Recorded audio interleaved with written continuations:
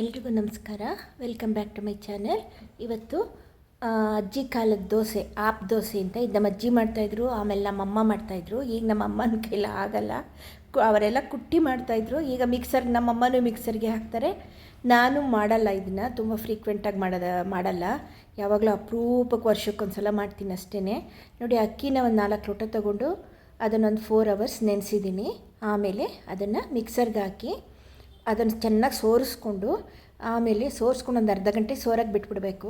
ಸೋರಾದಮೇಲೆ ಮಿಕ್ಸರ್ಗೆ ಹಾಕಿ ಸಣ್ಣಗೆ ನೈಸಾಗಿ ಪೌಡ್ರ್ ಮಾಡ್ಕೊಳ್ಳೋದು. ಅದನ್ನು ಮತ್ತೆ ಪೌಡ್ರ್ ಮಾಡ್ಕೊಂಡಾದಮೇಲೆ ಅದನ್ನು ಸ್ವಲ್ಪ ಒಂದಿಟ್ಕೊಳ್ಳೋಣ.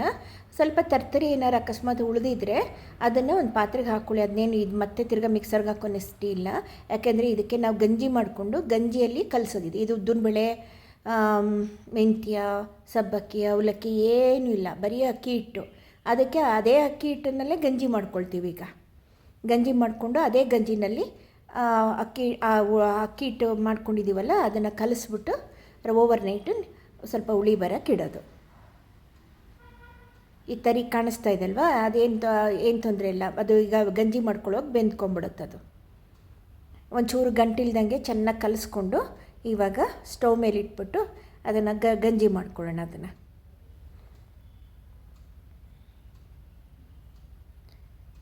ಇದನ್ನು ಗಂಜಿ ದೋಸೆ ಅಂತಲೂ ಕರೀತಾರೆ, ಆಪ್ ದೋಸೆ ಅಂತಲೂ ಕರೀತಾರೆ. ಇದು ನಮ್ಮಮ್ಮ ಪಾಪ ಒಳಕಲ್ಲಲ್ಲಿ ಕುಟ್ಟಿ ಮಾಡ್ತಾಯಿದ್ರು. ಇದನ್ನ ಈಗ ಮಿಕ್ಸರ್ಗೆ ಹಾಕ್ತಾರೆ.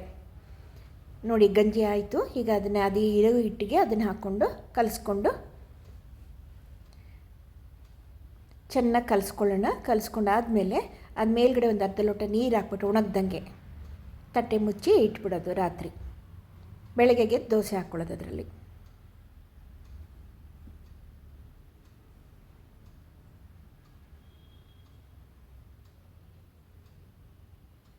ಅಜ್ಜಿ ಅಮ್ಮಂಗೆ ಹೇಳ್ಕೊಟ್ರು, ಅಮ್ಮ ನನಗೆ ಹೇಳ್ಕೊಟ್ಟಿದ್ದಾರೆ.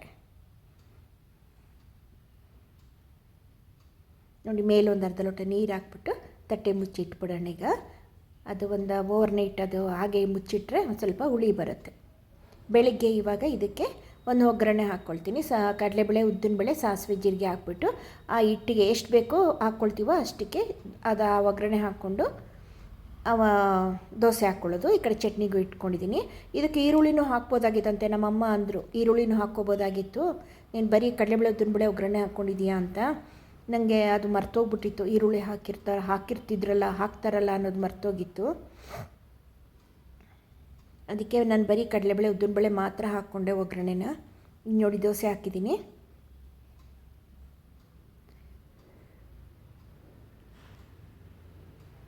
ಮೇಲೊಂಚೂರು ತುಪ್ಪ ಹಾಕ್ಕೊಂಡು ಇವಾಗ ತೆಳ್ಳಗೆ ಹಾಕ್ಕೊಳ್ಳೋದು. ಅದನ್ನು ದೋಸೆ ತೆಳ್ಳಗೆ ಹಾಕ್ಕೊಂಡು ಮೇಲ್ಗಡೆ ಒಂಚೂರು ತುಪ್ಪ ಹಾಕ್ಕೊಳ್ಳೋದು.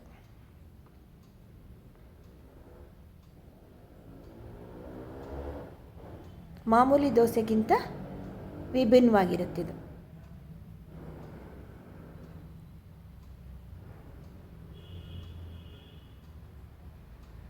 ತುಂಬ ಗರ್ಗರಿಯಾಗಿ ಬರುತ್ತೆ.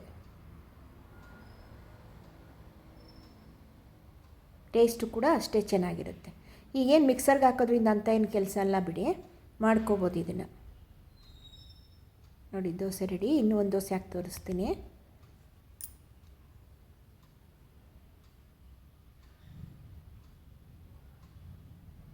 ತೆಳ್ಳಗೆ ಬರುತ್ತೆ ನೋಡಿ ದೋಸೆ ಇದು.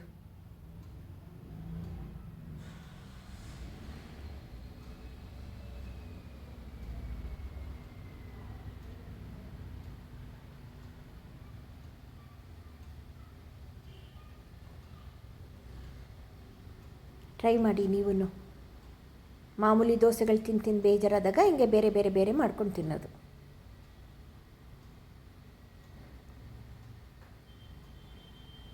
ಹಳೆಯ ಕಾಲದ ದೋಸೆ, ಆಪ್ ದೋಸೆ ಅಂತಾರೆ, ಗಂಜಿ ದೋಸೆ ಅಂತಾರೆ ಇದಕ್ಕೆ. ನೀವು ಟ್ರೈ ಮಾಡಿ, ಓಕೆನಾ? Thank you.